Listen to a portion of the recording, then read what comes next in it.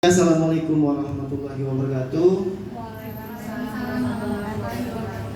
Terima kasih kepada Dewan Guru yang berkesempatan hadir pada penyampaian program yang akan kita laksanakan di semester kedua nanti. Jadi di sini saya sebagai guru PJOK, Bapak Ibu, ingin menyampaikan program yang akan kita laksanakan di semester 2 nanti di program co-kurikuler ya.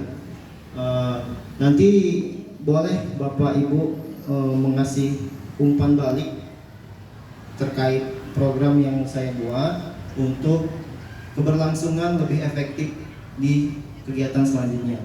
Di sini saya mengangkat program gerak aktif cerdas ceria. Jadi dari tema P5 itu di tema bangunlah jiwa dan ragaku. Jadi di sini anak dituntut untuk bergerak ya agar dia cerdas dan ceria.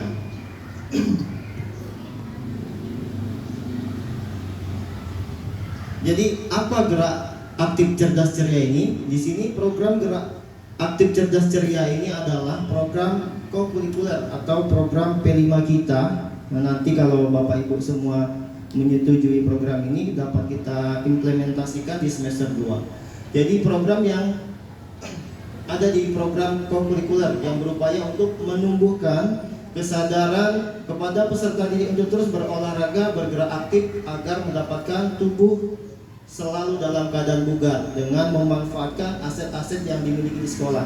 Karena di sini kita lihat sekolah kita memiliki aset-aset yang baik yang dapat kita manfaatkan untuk merealisasikan program ini. Jadi kita sudah memiliki audio speaker ini, sudah memiliki infocus dan juga lapangan yang sudah cukup baik, bersih ya dan nyaman, tidak ada bau-bau yang tidak sedap ya. Jadi sudah dikondisikan dengan sebaik mungkin sehingga program ini nanti bisa kita implementasikan.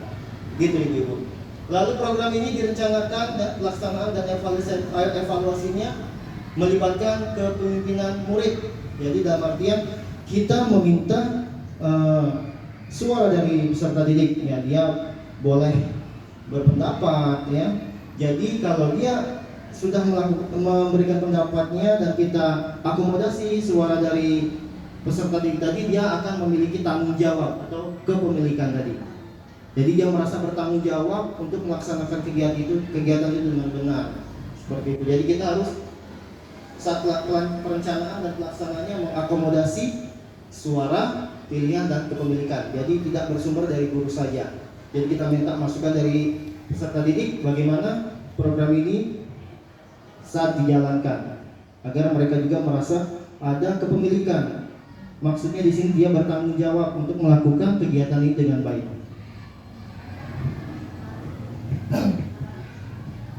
Lalu apa latar belakangnya saya membuat program ini? Di sini saya jabarkan ada beberapa poin. Yang pertama, masih rendahnya kesadaran peserta didik untuk berolahraga rutin dalam kegiatan sehari-hari. Karena di sini sekarang lagi zaman-zamannya digitalisasi, jadi anak ini kebanyakan lebih fokus bermain HP atau yang lainnya, yang mana dia melupakan bahwa pentingnya berolahraga itu bergerak aktif untuk menjaga kebugarannya.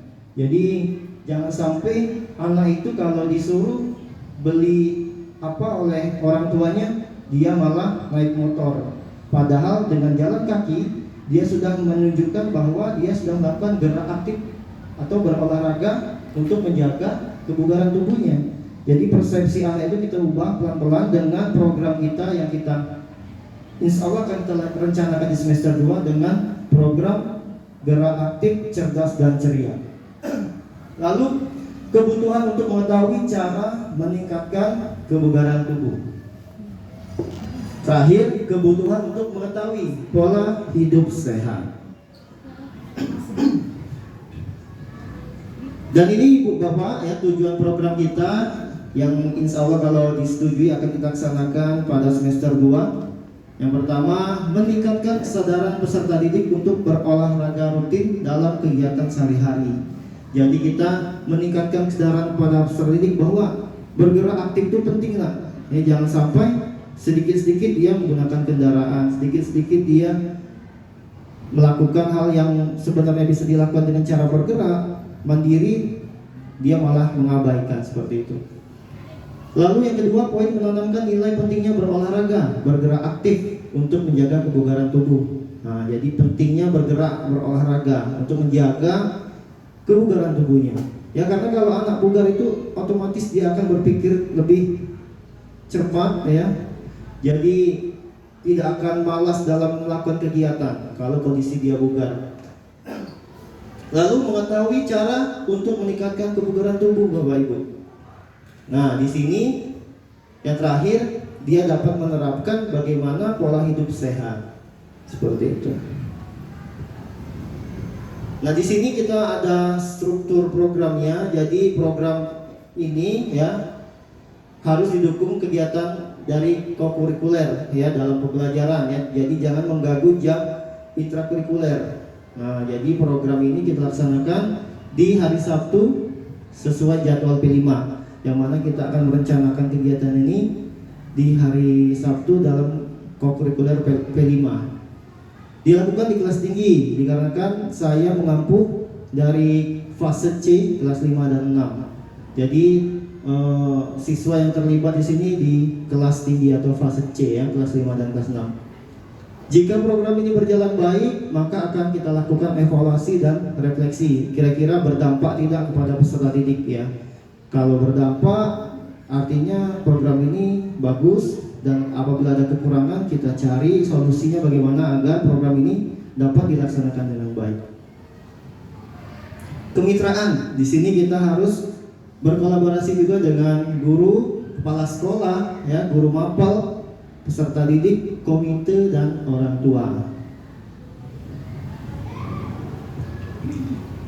Lanjut, dalam tantangan kegiatan ini sudah saya analisis.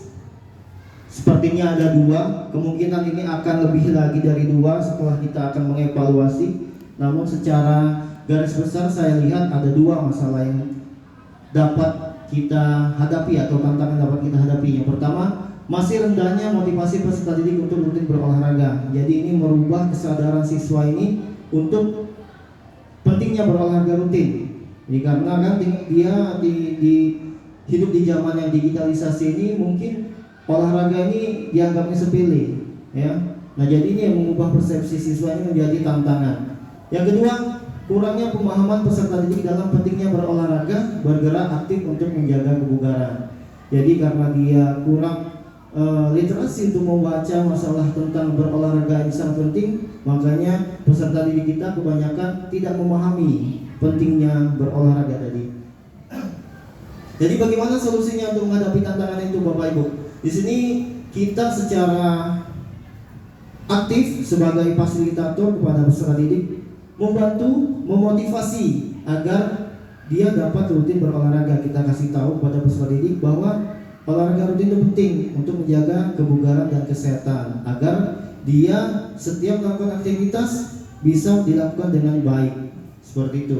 Yang kedua, kita sebagai fasilitator guru memberikan pemahaman intens ya kepada peserta didik akan pentingnya berolahraga, bergerak aktif untuk menjaga kebugaran. Artinya sini solusinya kita sebagai guru harus menjadi fasilitator yang intens memberikan pemahaman kepada siswa tadi, peserta didik, pentingnya berolahraga tadi.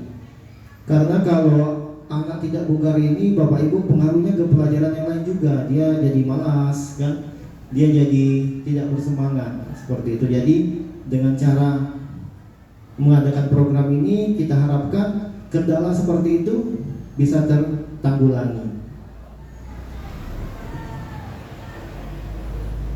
Jadi Bapak Ibu, setelah kita melaksanakan implementasi dari program tadi, insya Allah kalau kita terapkan di semester 2, kita akan melakukan tahap evaluasi. Kita menyusun jurnal, setelah itu kita melakukan survei tentang pelaksanaan program ini, ya, program Gerak Aktif Cerdas Ceria ini. Lalu kita melakukan evaluasi dan refleksi. Setelah itu kita akan melakukan diskusi hasil evaluasi bersama koordinator. Artinya kita kan ada koordinator, kita evaluasi bagaimana program ini ke depannya.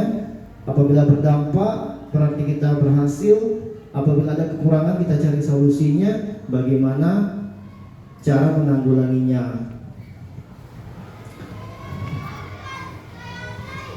Oke Bapak Ibu, mungkin ini saja program yang dapat saya sampaikan. Mudah-mudahan apa yang kita ingin laksanakan akan berdampak baik kepada peserta didik kita, dan peserta didik kita juga semoga dia menjadi anak yang sadar akan pentingnya berolahraga rutin, agar mereka menjadi anak yang sehat, tumbuh kembang baik, dan menjadi anak yang cerdas serta selalu dalam keadaan ceria. Oke, mungkin itu saja Bapak Ibu. Apabila ada kurang kata, saya mohon maaf. Saya akhiri, wabillahi taufiq wal hidayah. Assalamualaikum warahmatullahi wabarakatuh.